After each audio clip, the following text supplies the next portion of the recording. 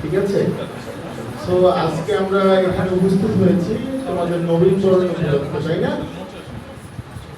তোমাদের নবীনবরণে আসলে কিন্তু এখন যে সিচুয়েশন, এটা কিন্তু তোমরা নবীন নেই, তাই না? তোমরা হচ্ছে নিউরনের সাথে কিন্তু দীর্ঘ 2.5 মাস কিন্তু একটা সময় কাটিয়েছো, তাই না?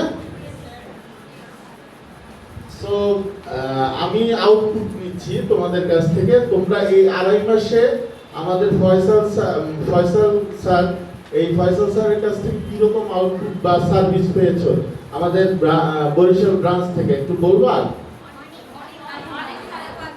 Thank you so much. এবং তোমরা যারা যারা আছো, এই যে আমার স্টুডেন্ট, বরিশালের যারা স্টুডেন্ট, তোমরা অবশ্যই আমাদের কিন্তু অনলাইন যে ফ্রি সেমিনারগুলো, এগুলো কিন্তু তোমরা পার্টিসিপেট করবা। কারণ এখানে দেশ সেরা যে শিক্ষক মণ্ডলী আছে, যারা হচ্ছে এডমিশনের জন্য একদম হাইলি স্কিলড এবং কোয়ালিফাইড টিচার, তারাই কিন্তু আমাদের এই ক্লাসগুলো নেয়, তাই না?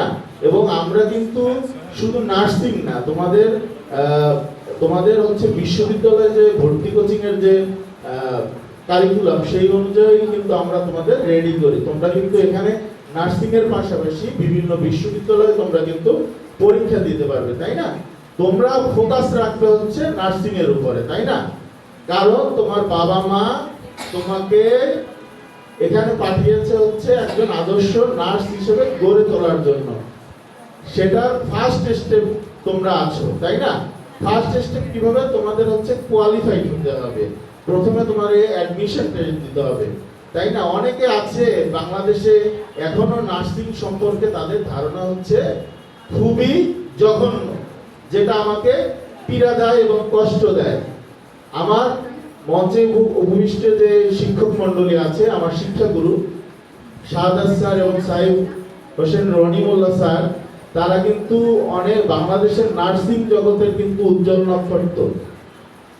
ঠিক আছে? এখানে ডক্টর আলী আসগর স্যার ছিলেন, তিনি পিএইচডি হোল্ডার। ডক্টর শামীর স্যার ছিলেন, তারাও পিএইচডি হোল্ডার। তোমরা জানবে যে এই নার্সিং কমপ্লিট করে তোমরা কিন্তু বিএসসি, এমএসসি, মানে এমএসএ এবং এমফিল করে তারপর পিএইচডি পর্যন্ত তোমরা ডিগ্রি নিতে পারবে।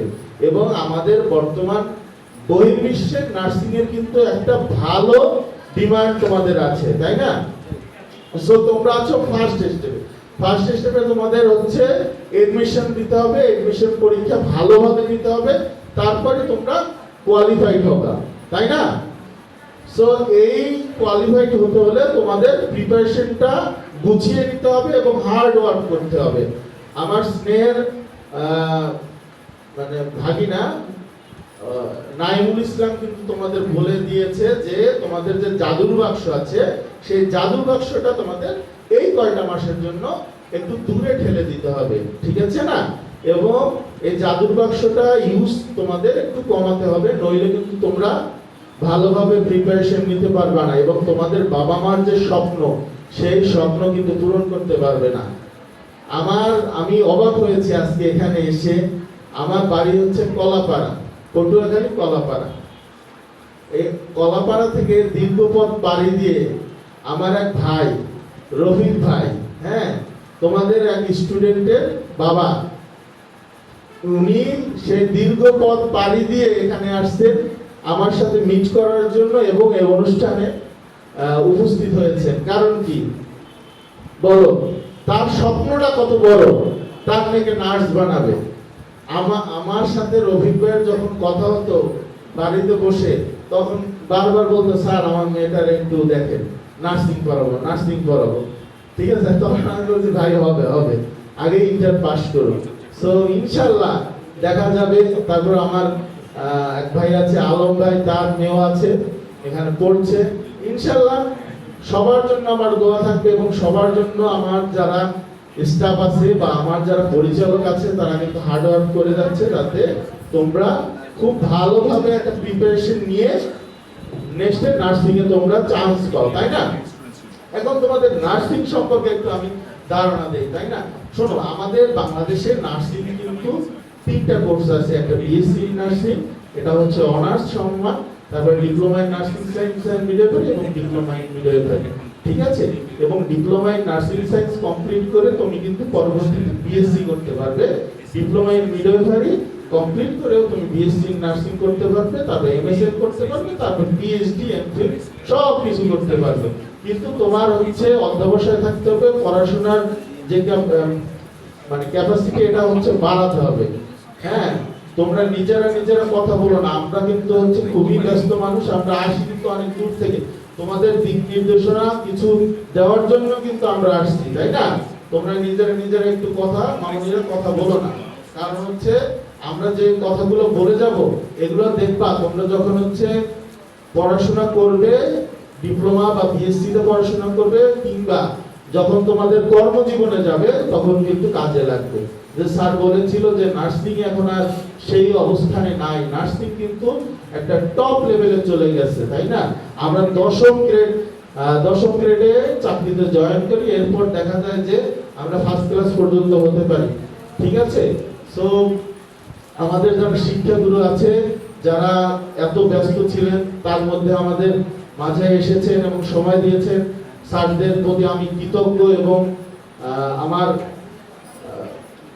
মানে হৃদয় নিংড়ান্ত শ্রদ্ধা জানাচ্ছি স্যারদের প্রতি, কারণ স্যাররা আসছেন এবং আমাদের সময় দিয়েছেন। এর জন্য স্যারদের জন্য একটা করতালি দিতেই পারি নাকি? স্যারদের ধন্যবাদ জানাচ্ছি নিউরন পাবলিকেশনের পক্ষ থেকে এবং নিউরন নার্সিং কোচিং এর পক্ষ থেকে। এবং তোমাদের আমি বলি, তোমরা যদি এই প্রিপারেশনটা ভালোভাবে গুছিয়ে নিতে পারো, তাহলে কিন্তু তোমাদের এডমিশন যে প্রোগ্রাম, সেই এডমিশন প্রোগ্রামে তোমরা ভালো করতে পারবা। দেখা যাবে যে কম পয়েন্ট নিয়েও কিন্তু তোমরা চান্স পেতে পারো। কম পয়েন্ট নিয়ে যদি চান্স পাও, তাহলে সেটা তোমার বাবা মার জন্য একটা কিন্তু আশীর্বাদের, ঠিক আছে? সো হার্ড ওয়ার্ক করো। আমি চাই আমার প্রত্যেকটি স্টুডেন্ট সরকারিতে চান্স পাবে এবং হচ্ছে ভালো কিছু করবে। আসলে আমি তো বরিশালের এবং বরিশালে আসছি, এই জন্য কিন্তু বরিশালের ভাষাগুলো বের হয়ে যাচ্ছে, ঠিক আছে? সবাই আমার জন্য দোয়া করবে, আমাদের চেয়ারম্যান স্যারের জন্য দোয়া করবে। আমার সর্বোপরি আমাদের চেয়ারম্যান স্যার সম্পর্কে একটু বলি, না বললেই নয়।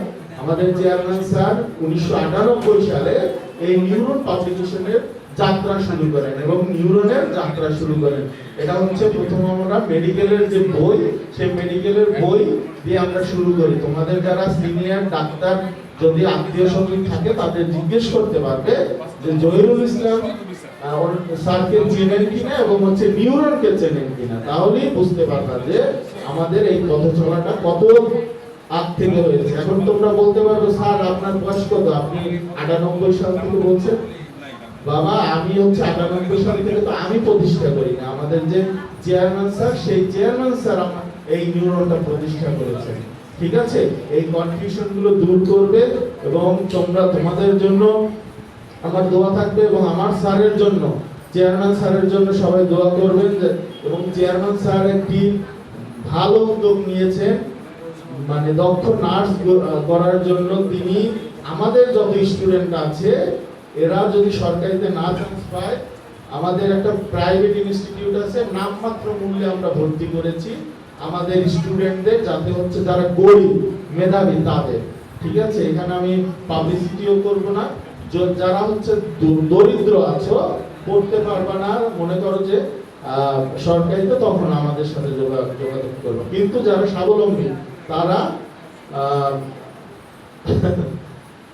তারাও যোগাযোগ করবে, কিন্তু দরিদ্ররা বেশি যোগাযোগ করবে, কারণ আমাদের চেয়ারম্যান স্যার অনেক মহৎ একজন মানুষ, মহৎ মানুষ, তার জন্য সবাই দোয়া করবে। ইনশাআল্লাহ আমরা চাই তোমরা স্কিল নার্স হিসেবে মানে নিজেকে তৈরি করো।